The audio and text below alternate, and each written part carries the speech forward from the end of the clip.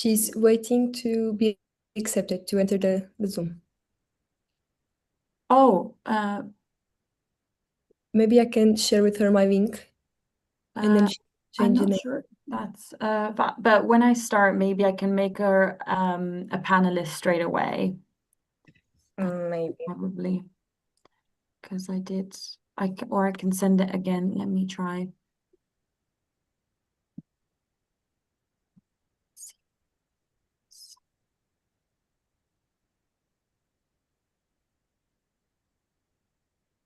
I've resent it to hello@margaritabeja.com. Okay. If not, I can just start it. She'll be on it and I'll make her panelist straight away. Let's see.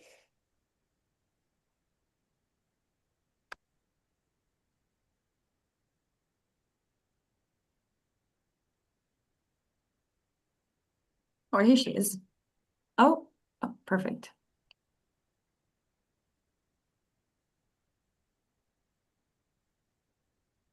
Okay, cool. Hi.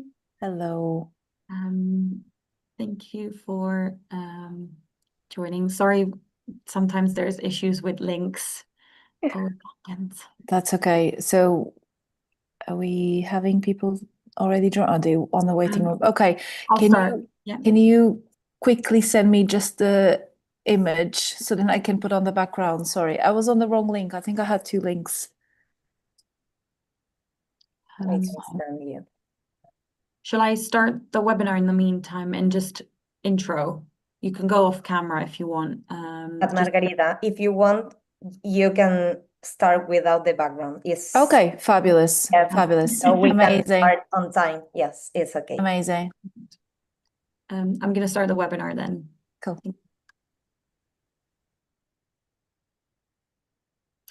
Great. Thank you to anyone that's joined already. I'm just going to wait a minute or two for some more people to join. But in the meantime, just an FYI, I'm joined by the lovely Nutrium team, which is our partner host for today. Obviously, I'm just going to go on to quickly introducing the speaker while we wait, and then obviously leave the floor to Margarita, who is the expert here today. So Margarita is a registered dietitian, and she has a career within clinical dietitian. Is that the right term I'm saying, hopefully? Or clinical nutrition, sorry. And she's here joining us from Nutrium, as I mentioned, which is one of our top nutrition partners. So I'll probably, in the meantime, leave the floor to you, Margarita. Thank you. Hello, thanks Ilaria, and thanks everyone joining the webinar. It's dietitian, but in the UK there's two terms, so it gets a bit complicated. But it's not an issue today. We will cover the gut, and I appreciate this is a very sensitive subject for some people. So if you want to put your questions on the chat, or if you want to have questions at the end in a more broad way, that's absolutely fine. I'm just going to share my presentation very quickly. And there you go, slideshow. Yes, it's showing, right? Presentation. Yes, it's loading now. It's loading. Right, fantastic. Yeah, now. Thank you. Amazing. So today we're going to talk about trust your gut, the secret to mental clarity, which sounds like a very, I wouldn't say vague, but it's got a lot to do with the brain and the gut, and how this connects with how we think, how we feel, how we perceive our emotions. And we will touch a little bit on how our gut influences the way we work, because I believe that all of you are in a workplace setting, so this is an important thing that we need to cover. So we will talk about why this actually matters, which I've just covered now. We will discuss the gut-brain axis, how the stress can affect our gut function and vice versa. We'll talk about diet, because as a dietitian, I like to feed people and I like to give that advice. We'll talk about prebiotics, probiotics, and symbiotics.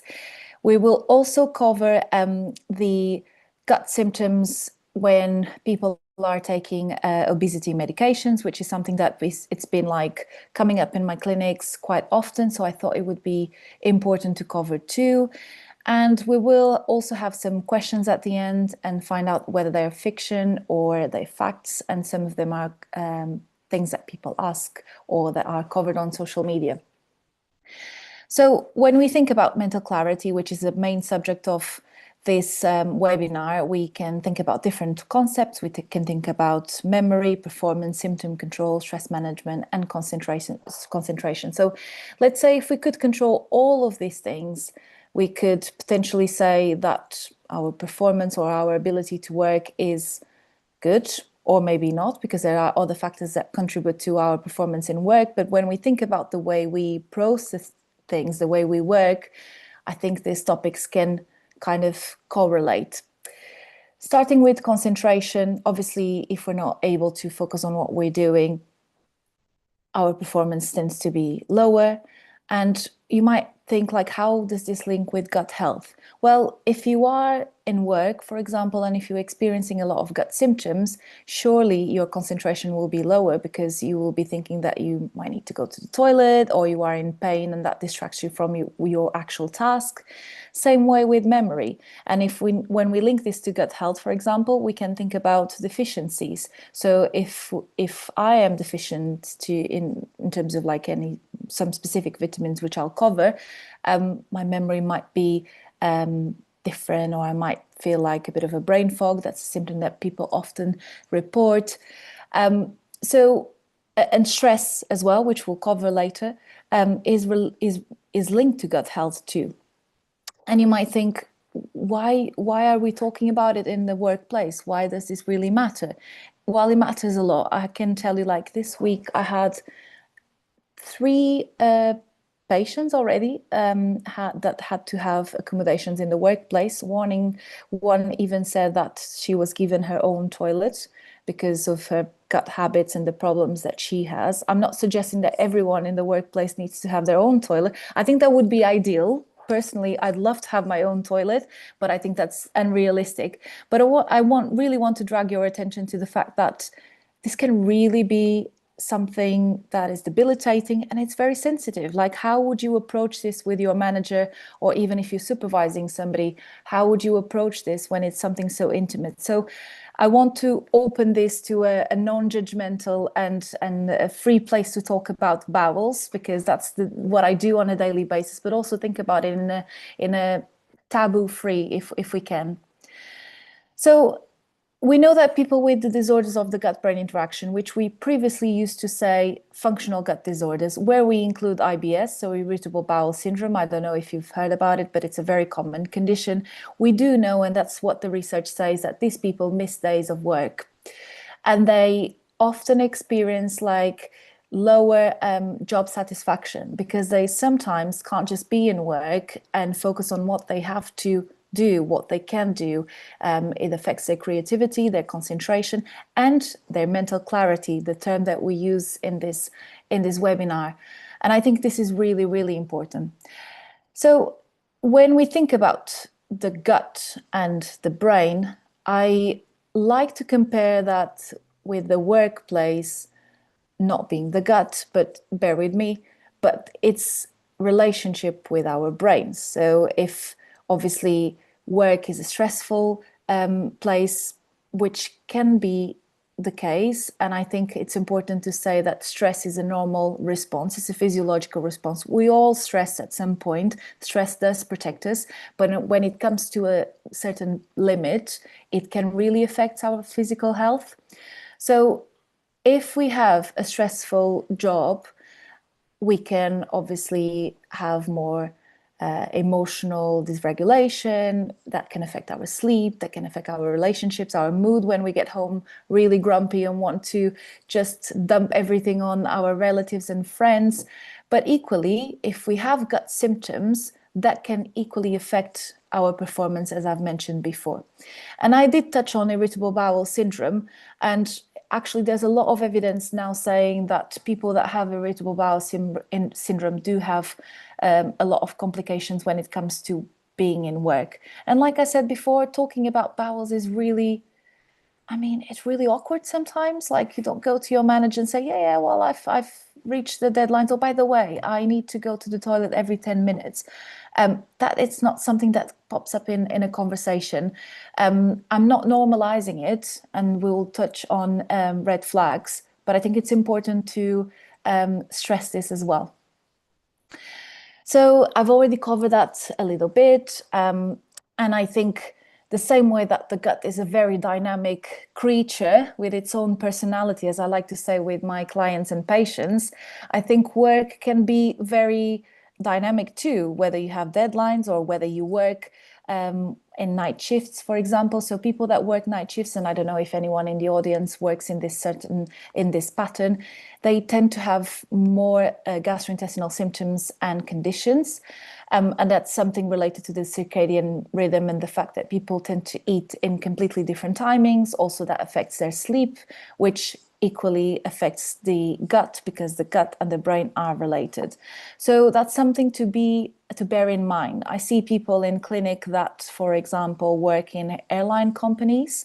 So working in different time zones or traveling a lot, either by plane or any other form of transport that requires a long time, does affect their gut, does affect their stress level. So it's important that we look at our work perspective or our work dynamic and see how that can affect our symptoms. Because sometimes people come to my clinic and want to change their diet, but then if we don't look about the biopsychosocial context, we might miss some important factors that need to be adjusted. And just to say, as we are approaching a particularly difficult time for people working in education or teaching, that's also a time for marking assignments or exams, and that can be very stressful as well. And often I find when I see people working in this field, when they come to my clinic, they are already on holiday, and that's when the symptoms start, which is really annoying. It's like we go through that stressful period of time, and then when we finally calm down, that's when the symptoms appear.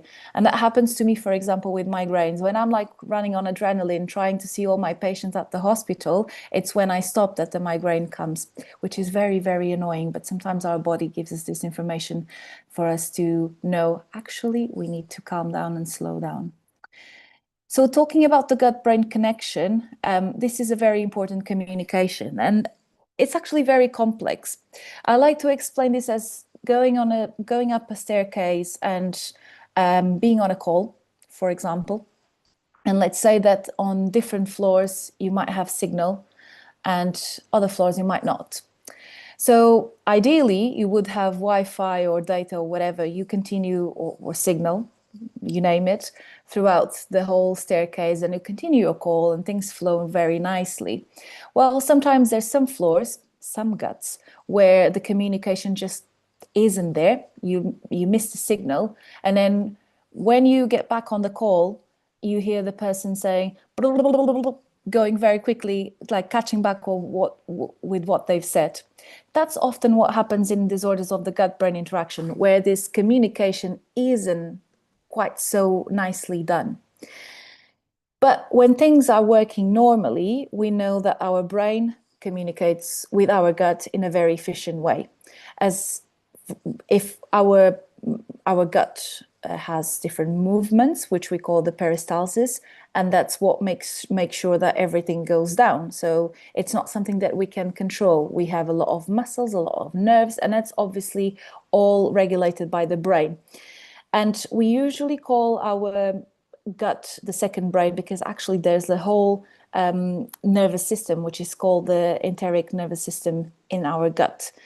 If I'm not suggesting that you do, but if you go on a search and find out like real pictures of the gut, you see like a pinky or more grayish if you're talking about the colon, but you also see a lot of nerves around it. So these nerves are all like in a very complex system that is regulated by the brain. We also have hormones as messengers, so things that kind of send those messages to the brain. When there's inflammation, either in the brain or in the gut. And by the way, this all communicates. It also communicates with our skin, for example, and that's why some people with gut symptoms will have skin rashes, for example.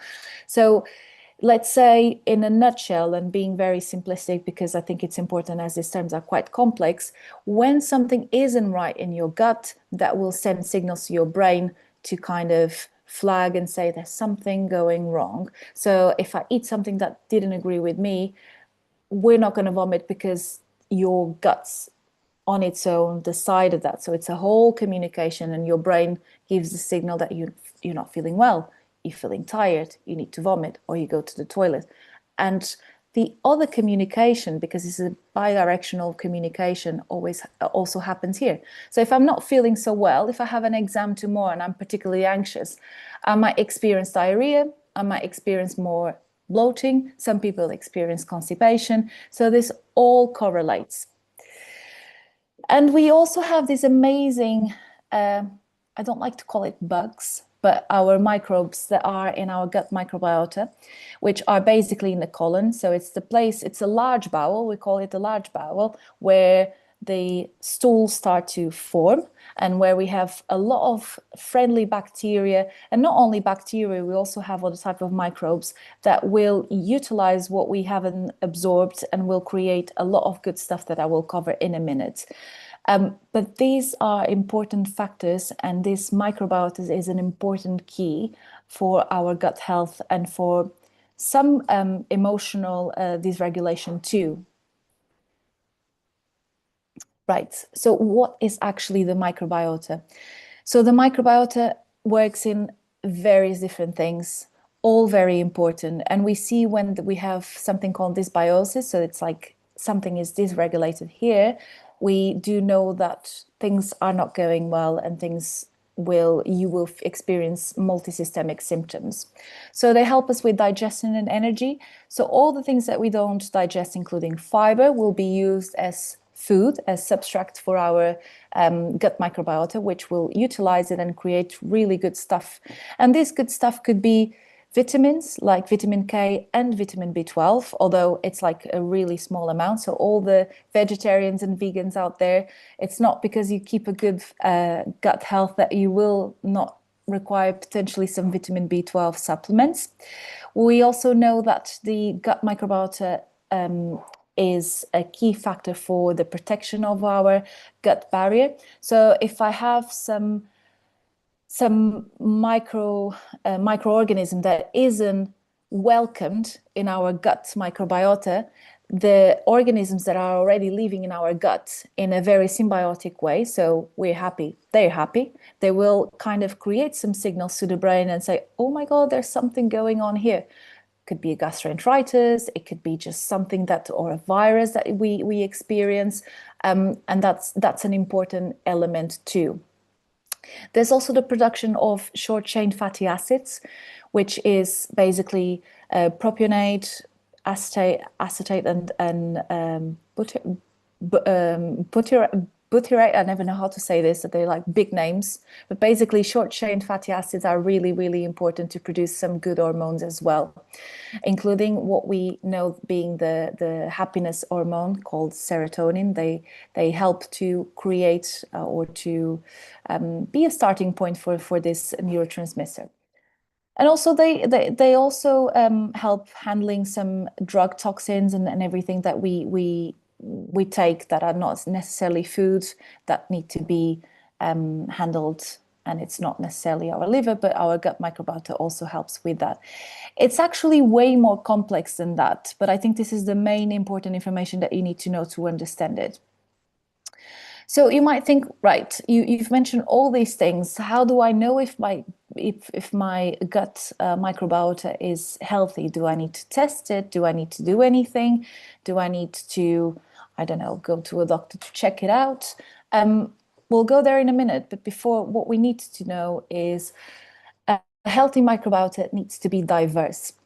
And often when people have the same type of diet, eat the same foods, even if they are complete and balanced, like the right proportions and from all the food groups, but if they don't eat different types of foods within the same group, we might say that that person might not have like a lot of variety in their diet. And that's a really big thing and something that might seem so simple, but it's actually difficult to implement because we love eating some people that love eating the same things or having a routine, but it's actually so important to eat different substrates, especially fiber, because that will lead to a more diverse and rich microbiota, which becomes more resilient. So any changes, it's not necessarily like when you go traveling to a different part of the world that has a different ecosystem, so the bugs around you are different, but actually when you get a virus and that will potentially affect your gut microbiota, if this is more diverse, then you are more likely to be able to fight it. So we need to make sure that the bacteria that we have are the ones that also produce those short-chain fatty acids, so the butyrate, acetate, and propionate, which is like the complex and difficult big names. They promote harmony, so they basically are not fighting against each other. And by the way, I like to use analogies because I think it's easier to explain, but this is not like a war. But in a way, there's very different microorganisms. They all live very happy. And when there's a strange organism coming that just doesn't fit into the neighborhood, let's call it, that's when it becomes a problem. So we want harmony with all these strains that we have in our gut. And the typical phyla is Firmicutes Bacteroidetes. So that's something. There's basically different names for this microorganisms, and it's not something incredibly crucial in this presentation, but in case you see these names out there, including social media, you know that this is the typical phyla that needs to be in our gut microbiota.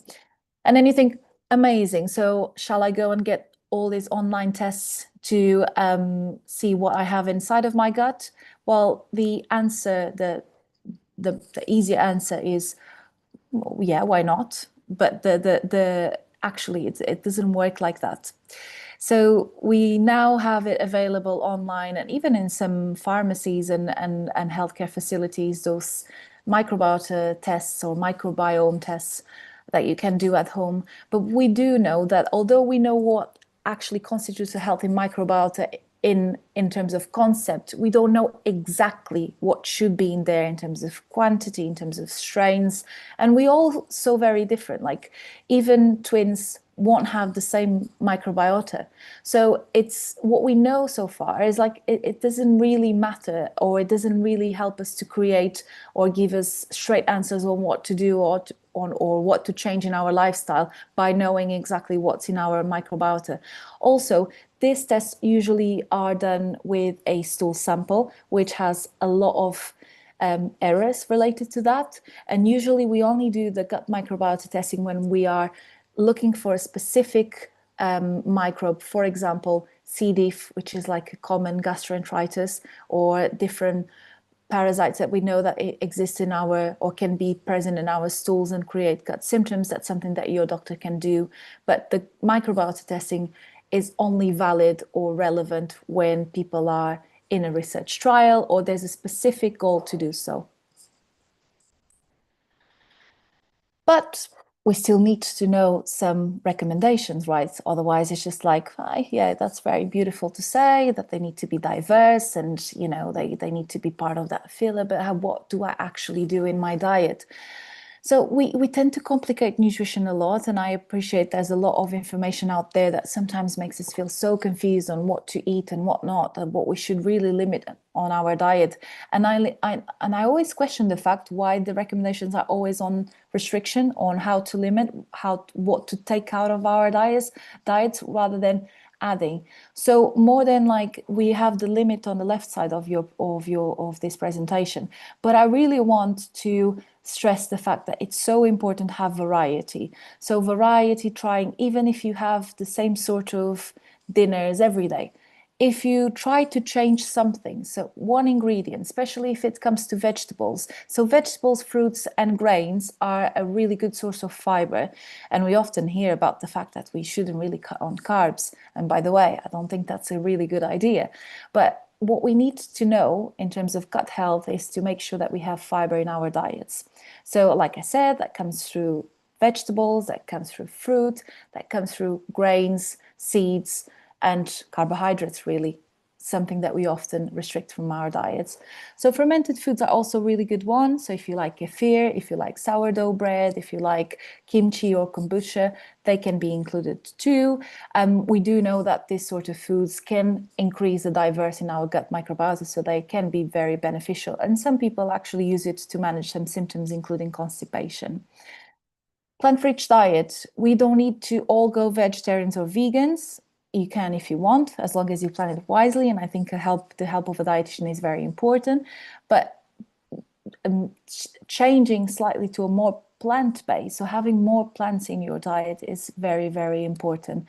And I think people often have the perception that they eat enough fiber, but when we look at our diets, and even if just we forget to add some vegetables or a salad at lunchtime, and we just have a normal basic sandwich just to kind of do it whilst you have a meeting, we forget the fiber. And if we do it constantly, that's less fiber that we have in our diets, alongside other stress factors and psychological or like social elements that can affect our gut health. So this is really, really important. And again, the guidelines say that the Mediterranean diet is incredibly appropriate. And I'm Portuguese, so obviously I'm a big fan of the Mediterranean diet, but I appreciate that's not always culturally appropriate. So I have a lot of people in my clinics with an Asian background. So I can't say somebody that is from Japan to have the Mediterranean diet. That's not very inclusive. But what I can do is I can try to find whether we can include more seeds, whether we can include more vegetables, things that people enjoy having, rather than changing their cultural background, because I think food is part of our culture. And if we change that dramatically, we also lose a little bit of our identity. On the left side, things that we can definitely limit, and especially in the UK, I think people eat a lot of red meat. And I wonder if this is because people don't know how to cook in a different way, or haven't tried. Like, we, as adults, we often think, oh my God, we really we eat the same thing, and we don't question ourselves why we're not doing things differently. And sometimes going through this process of curiosity is important, and trying different things that we haven't so far. And refined sugars, I think sugar is good, but with moderation. So obviously including your chocolate, your ice cream, and things that you enjoy, but maybe prioritizing the other things that I've mentioned before. Now I'm just checking the time because I tend to, yeah, okay, fabulous. I'm on time still. And last, lifestyle, I've obviously mentioned throughout this presentation, but it's one of those things that we think, yeah, well, that's not important, because what I can control is actually what I put on my plate, or what I eat and what I don't eat. But there are other things that we can control. Hydration. I have my water bottle here with me. I really forget to drink water all the time. So often I need to put alarms on my phone, or I just need to put, like, I have a water bottle in work. I'm currently not inside, but when I do, I have my different water bottle, so then I don't have to carry that with me. I actually have more than two, because, you know, sometimes I have a small bag with me and I need to carry my water. So I make sure I have that. Exercise, and it doesn't need to be, we don't, nowadays it's very common people go and run marathons. I think that's great, but not everyone needs to go on that. You can just walk, or if you're not able to walk, you can do movement in your desk, standing up, going for a walk, even if it's just 5 minutes. I think that's increasing movement and making sure that we move our bodies to encourage that, and also we have neuroplastic brain, so the way our brain perceives things is so important. So actually including that habit is so important. Sleeping, which we just neglect, and I think I'm quite guilty on that. I don't really prioritize my sleep because I think my day needs to have more than 24 hours. And I think that's probably, I hope somebody can relate. So I'm not on my own. So you can tell me that at the end. But sleeping is so important for our health and for our gut health. So people that don't sleep can have more gut symptoms, but equally people that have gut symptoms and wake up at night to go to the toilet or in pain, that's usually a red flag. And obviously stress that I've already mentioned. And one thing that we need to ask ourselves, so when we perceive changes in our bowel habits, so whether we're having more diarrhea, going to the toilet more often, before we think about diet, do we consider whether we had any changes in these elements, whether we're drinking less water, whether we're traveling, and therefore we have different exercise habits, or we're sleeping in a different way, or like I said, people that work in night shifts, for example, that can really affect their gut just because the sleeping pattern is completely different. So something to be aware. Going back slightly, do we know is a healthy microbiota equal to a healthy gut? Well, the microbiota is just like an element, an important element of our gut health. We do know that what we consider as healthy gut is a combination of lack of disease, good gut function, and something that is resilient and balanced. But equally, I might have somebody in my clinic, or some of you might have a gut condition that is completely stable, well controlled, and that's, I mean, in correct terminology, you might say that your gut is not healthy because you have a chronic condition in your gut. But equally, if it's stable, that kind of leads towards a more healthier gut. I think health is such a complex concept that we can't just say you're healthy, you're not healthy, your gut is healthy, your gut is not healthy. So it's just a dynamic concept. And fiber is very crucial to ensure that we keep a healthy gut because it helps things moving, it helps to feed our gut microbiota and good function. It can modulate our symptoms as well, and it does help with resilience by increasing the diversity as well, as I covered before. So back to diet, get your fiber in, eat fruit and vegetables, less animal products. So if you decide to have once a week having a meat-free day or having a more plant-based meal is already making a change. And again, it might be a case of trialing something different and change your taste buds to something that you're not used to it. You might be surprised on how you can enjoy more plant-based meals without having that ugly face when you try something new, especially when we think about our childhood. And people tend to say that children don't like broccoli, but actually all my friends that are having kids now, it's the first thing that babies love, it's broccoli. So I think that's a misunderstanding that we have, or something that we need to retrial in our lives as adults. Include seeds and nuts, aim for variety, I've already mentioned that quite a lot. And make sure you're eating enough carbohydrates, because when you think like rice, pasta, and bread are not important, they are really important. They're not empty calories. They provide us a really good source of energy, carbohydrates, but also fiber. And if you don't have any symptoms that prevent you from doing this, keep skins, avoid blending it, because you will lose a big proportion of the fiber that is important in your diet. And you can go for the whole grain options. You can go for brown pasta or brown bread, but I think that's a matter of context. So for example, if somebody already has a lot of fiber in their diets, and if they come to my clinic, I might just say, like, eat your white bread if you want, as long as like fresh bread, it's ideal. But for some people that struggle to meet their fiber intakes, that could be an option, for example.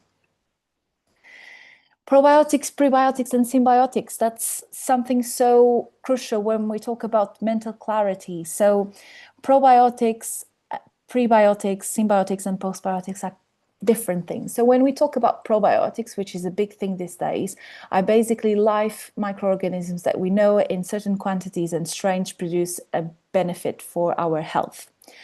When we have the prebiotics, it's basically the gut, the gut feed, the microbiota feeding. So basically everything that the bacteria need to produce all this sort of good stuff that I've mentioned before, that's the prebiotics. When we have symbiotics, that means that we combine the prebiotics and the probiotics. And when we have the postbiotics, is basically what the the microorganisms or the probiotics will produce if they are well fed with the prebiotics. Translating into practice what this actually means. When we think about probiotics, we often think about kefir, kimchi, or live bacteria, yogurts and things like that.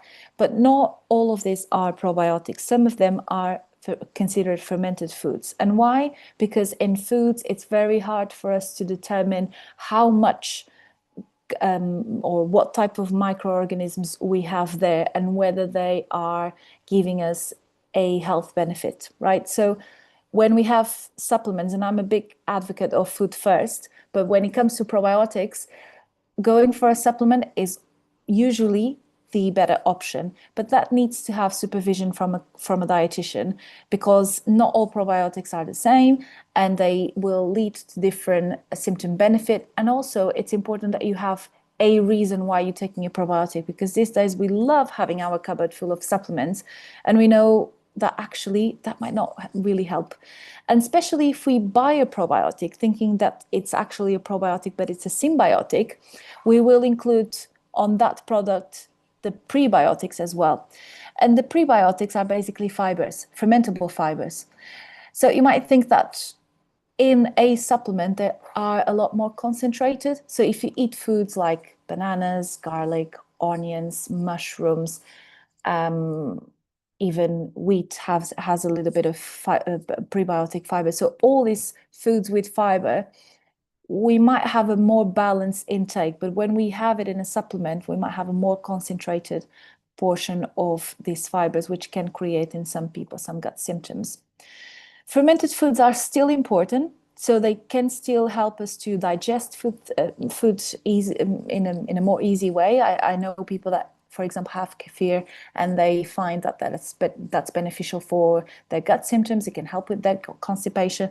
They don't tend to tolerate milk, but when they have it, they digest it better. Same with bread, for example. When people have sourdough, they tend to tolerate that better for some people. It's not, I'm not trying to say that this is for everyone. With the postbiotics, it's something that is under a lot of research these days, so it's not something that I recommend or I focus in my clinic, and it's difficult to translate into clinical practice. When and how to take it. So in terms of probiotics, which I think is the element that we have more evidence, like I said, we need to have a specific complaint, and usually we have a trial of between 4 to 6 weeks. If that doesn't make any effect on the symptoms that you want to treat or improve, then you try a different one. It's quite dependent on the product in itself. So some probiotics really require you to take it 30 minutes before eating. Some really recommend having with your meal, and that's something to do with the research, with the studies that the companies or the group of researchers have conducted, and they can prove that actually that capsule can survive throughout your gut until it reaches the colon where it actually should be, or where we need to have that probiotic. So we might take something that if it's not been used in clinical trials, we don't know actually if that will have an effect. So that's why it's so important that you have a consultation with a dietitian that knows how to handle this. Red flags, this is incredibly important. So if you have blood in your stools, if you're having constant diarrhea, if you have a symptom that is just persistent and actually with time it can get worse, you should really seek your doctor. If you lose weight but you're not intentionally trying to do so, you need to see a doctor as well. If you wake up in the middle of the night with sweating and going to the toilet because you feel a lot of pain, then you need to seek help. Fat content in your stools, if you have any different appearances that is just not your usual, or if your age is over 50, 60 and you have a new presentation, new symptoms, then you need to seek medical help. And that's something to flag as well, that you need to check your poo.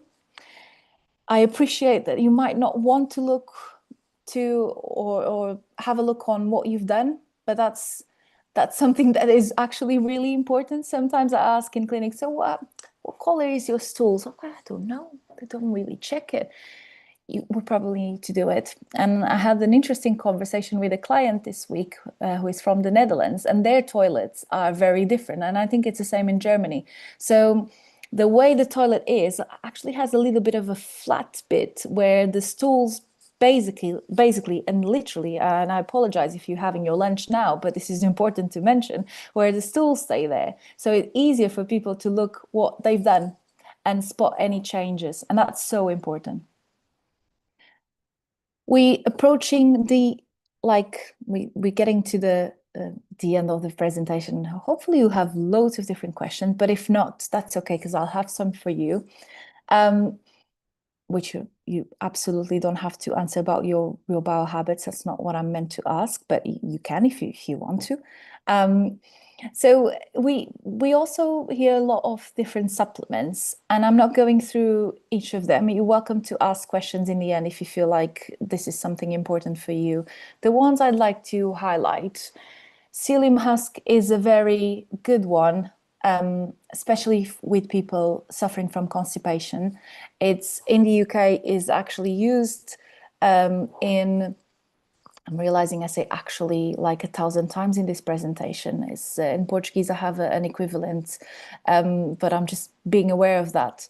Going back to what I was saying, psyllium is an important one for constipation, and it's used in the NHS guidelines for self-management of constipation, which means that people are encouraged to go and get this supplement. As a dietitian, I recommend to see a professional because the quantity and also the other lifestyle factors and the diet can be adjusted before we even consider supplements, but that's a good one to bear in mind. Magnesium supplements, I think it's a trend these days. I see a lot of people being on magnesium supplements because they are useful in other conditions with muscle relaxation, or people that have joint pain and other conditions that are not gut related. It's important to say that these supplements can cause diarrhea, so a different formulation might be considered. And again, seeking professional help is crucial. Glutamine is another one that is mentioned loads these days, but we don't have enough evidence to support taking this supplement. This is actually an amino acid, so it's a part of the structure of a protein. Omega-3, it's something that people take a lot these days. I recommend it when people don't have enough omega-3 sources in their diets. And enzymes, it's only recommended when people have conditions that are required to take these enzymes. You can buy it over the counter, but they don't have the same strength of the ones that doctors can prescribe. But again, like if you think that you need to take an enzyme because you're not digesting your food properly, that's probably a reason to contact a healthcare professional to find out what's going on, knowing the cause before looking for a solution. Lastly, I want to cover weight loss treatment and the gut, because it's a very common, it's a relationship that is there for sure.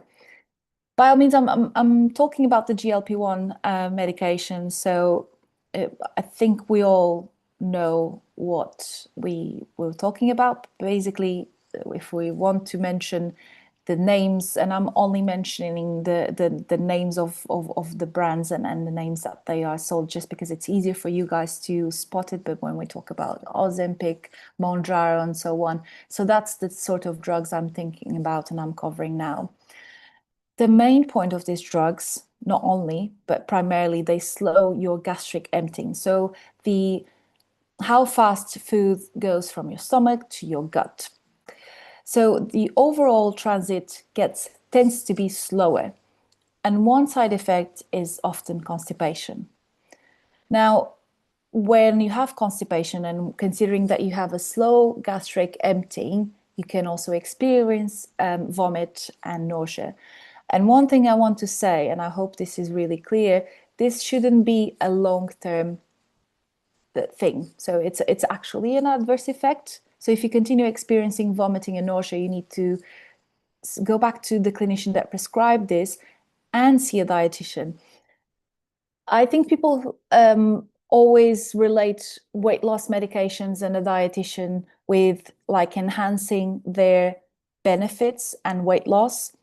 But in fact, because these medications really suppress your appetite, a dietitian will help you to make sure that you don't get any nutritional deficiencies. Because if you do get nutritional deficiencies because your appetite is so low, your gut won't work properly.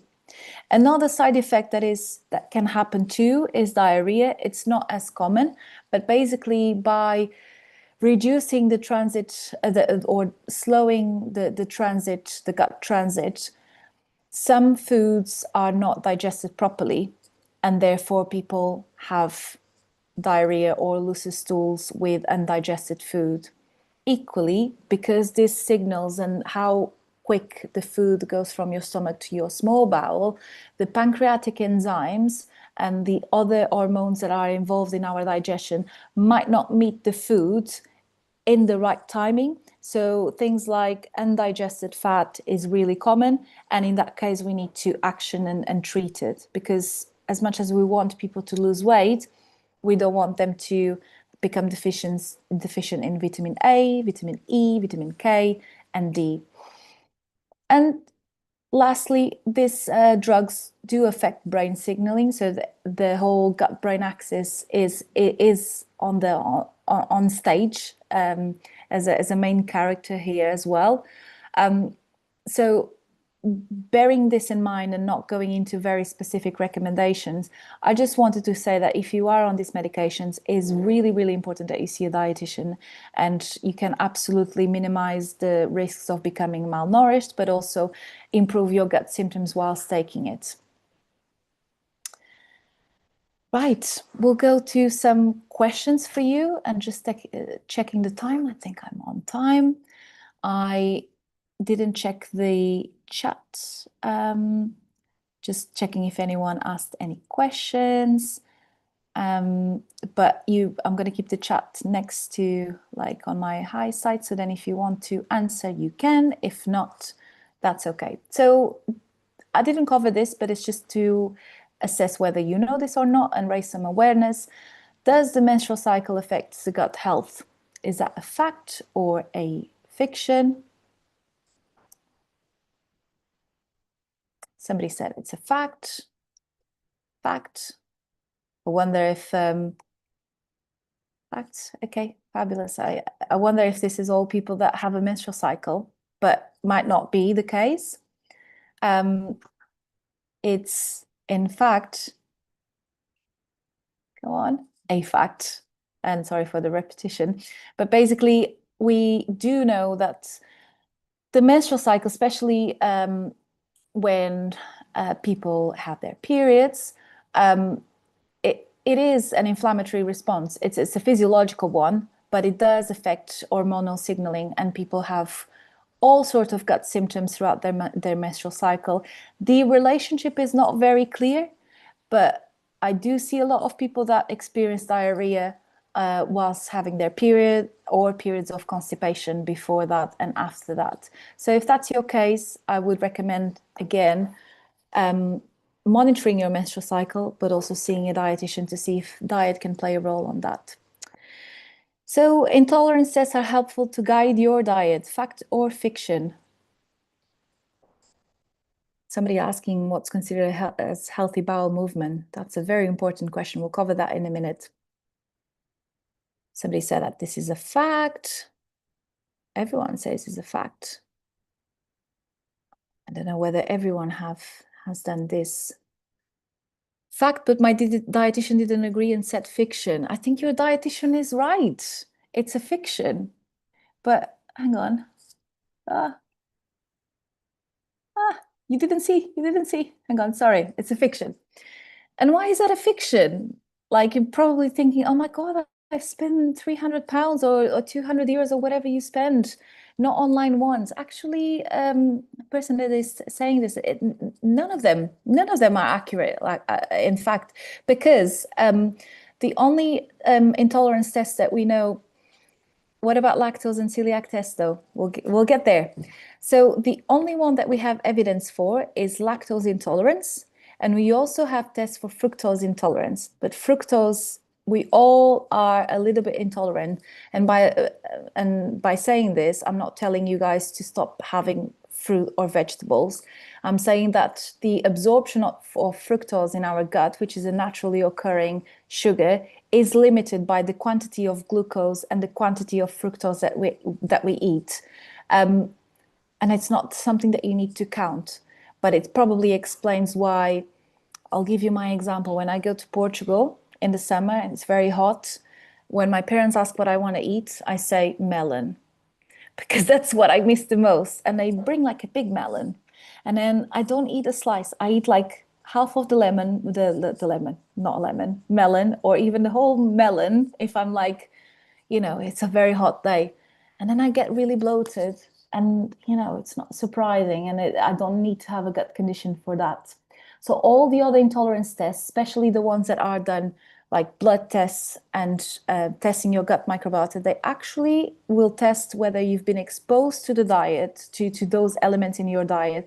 So those tests that are looking for IgGs, you will come back with a whole list of foods that you can't eat, because it does say whether you've been exposed to those foods or not. With allergies, that's completely different. So allergies are immune-mediated reactions, so they're not intolerances. So intolerance is the inability for us to absorb the foods. With allergies is a completely different thing, and that requires a different type of testing. With gluten, we'll cover that. So gluten intolerance is very common, as gluten is known to be problematic for gut health. Anyone wants to answer? I'm loving the interaction. People are answering my questions. It seems that gut. We all have bowels, don't we? We all have this issue. So I think it's our overall interest to be involved. False. Do you think you're answering that because of what I've mentioned before? But is gluten intolerance a thing? Or we don't have a gluten intolerance? Right. Is that not celiac then? Very good point. So there is a gluten intolerance. That's something we called celiac disease, which is an autoimmune condition. So it's not like you eat gluten and then you get some bloating. It's your body trying to fight the gluten. As it's not an allergy to, but it's for the purpose of explaining. It's almost like your body recognizes gluten as problematic and will create a massive immune response, and that can affect your gut lining. So basically your gut can get affected and damaged if you can continue exposed to gluten. And one thing I want to say, if you think that gluten is a problem, do not restrict gluten before doing a celiac screening test, because if you take gluten out of the equation and you do a blood test, you will test negative, and it might be a false negative. Because if you're not eating gluten, then your body is not producing antibodies, which is basically like, let's call it bombs, that will destroy the gluten. And we need those to diagnose people with celiac disease. And you might think, or you might ask, well, but why don't you let me eat if I just restrict my diet, and even if I have celiac disease, well, that's fine because I'm not eating gluten. No, because if you do have celiac disease, you might be exposed to tiny amounts of gluten, and that's still problematic. Things like using the same knife for butter on a gluten-free bread and normal bread, or having the same toaster in work. So all these things really matter. So it's a fiction, by the way. Sorry, that was a typo, but it's a fiction. Right, low carb diet can negatively affect gut health. I'll let you guys to answer this one, because I think we've answered that already.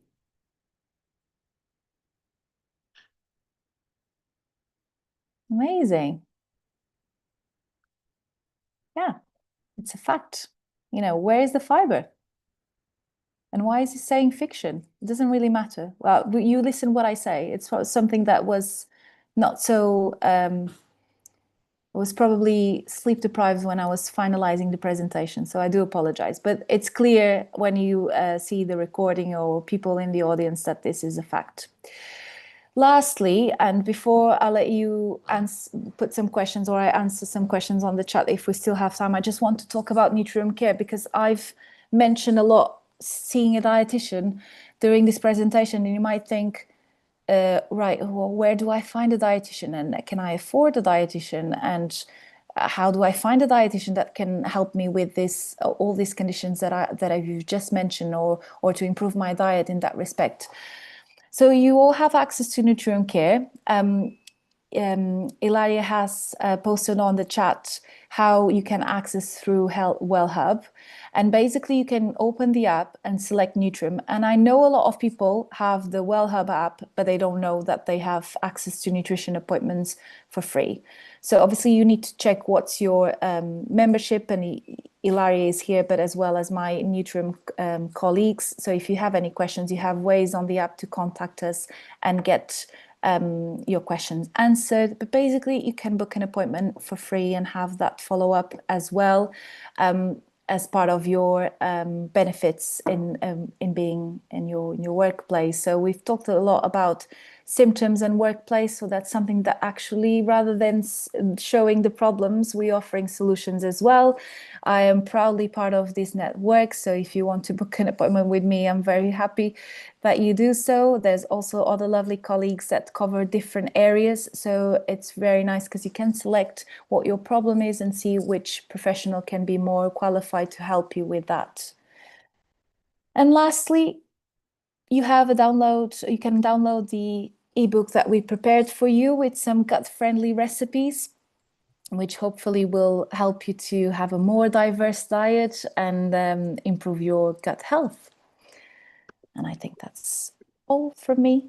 You can ask questions now. I don't know, Ilaria, if it's everything okay, if you want to add anything. We have Nutrium colleagues here as well, if there's anything to add. Thank you very much. This has been very insightful for myself as well. I'll make sure we're going to be sharing resources from Nutrium in upcoming campaigns anyways, but I'll make sure to include this as well. So thank you for sharing it. And as mentioned, Nutrium is available from the Gold plan and above if you need any support. Thank you so much everyone for joining. I think we've got quite a few questions in the Q&A.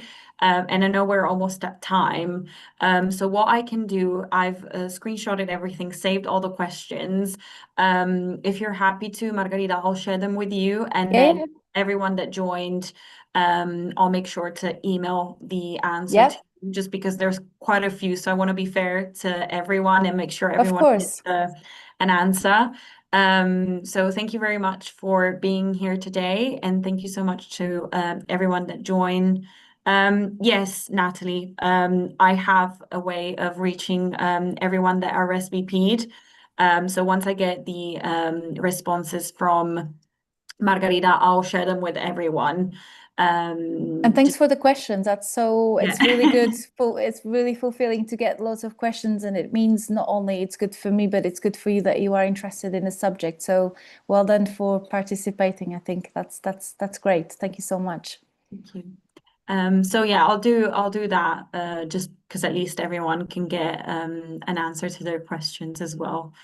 What else? We'll share the recording as well in case anyone was signed up but wasn't able to join.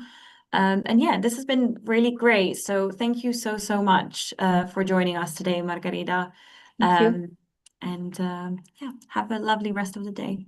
Thank you.